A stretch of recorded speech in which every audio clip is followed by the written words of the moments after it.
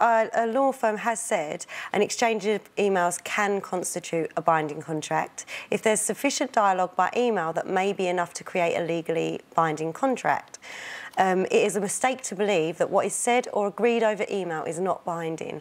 And I feel like that is a good thing, because there's lots of instances in life when you might have exchange of words in writing, whether it be email or fax or letter, and it would be nice to know that that can stand up in court as evidence, just because you haven't got... But then again, how many times do we say things in a kind of flippant, sort of jokey way and not quite mean it? We all say things all the time, don't we? You know, when you refer to something that's annoyed you, and you'll get me out of this by doing God knows what to me just to end the pain. We say things conversationally, don't we? And unfortunately, this is, I think, what the dispute has been with this particular case, a 74-year-old lady, because her sisters don't want the life support removed, but the daughter does. So this one email is playing out crucially within the courts to allow this woman to die, but that's the daughter's wishes and not the It's the so sister's, hard, because it must have been in the context of an email that appeared to be something that she really wanted, something that she really felt strongly about. I can't imagine a judge just taking a flippant email out of context and, you know... She's in a coma, she's on a life support machine, she's never going to get any better, is she?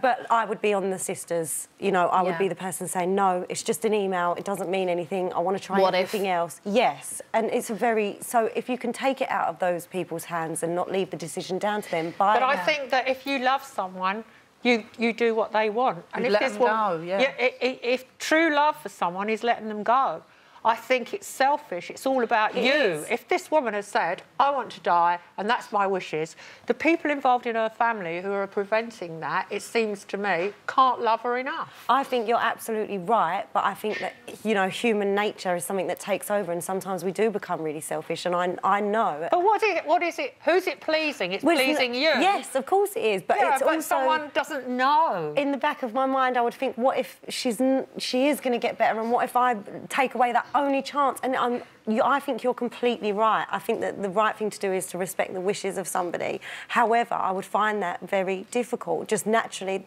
as the way I'm inclined. But this whole debate about a right to die is such a hot topic, because now more and more people are still going to Switzerland to end their lives, because in this country we just cannot agree about assisted dying and people ending their lives, whether it be through the withdrawal of life support or by a cocktail of drugs or whatever, what they're doing in Switzerland. At the moment, we just, every time it goes to a court case, we just keep the same situation, which is very muddy, carrying on. Well, most of us have to do a will for various reasons, whether you're buying a house or anything. I had to do mine because of that. And so maybe it is something, when it comes to law, once the will's done, you have to do a separate document saying this is what I want. I've signed it, it's been witnessed in a legal fashion, and then there's no dispute, and then everyone has to stick with that. And then that stops all of this... Your wishes. And because it can create, like, unfortunately wills do, bitterness amongst families. It can create a terrible, terrible upheaval for people, because there's just a battle.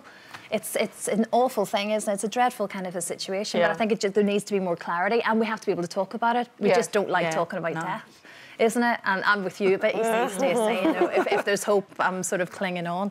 But yes, it is. It's an interesting one, 74-year-old lady. You kind of feel for the entire family, don't you?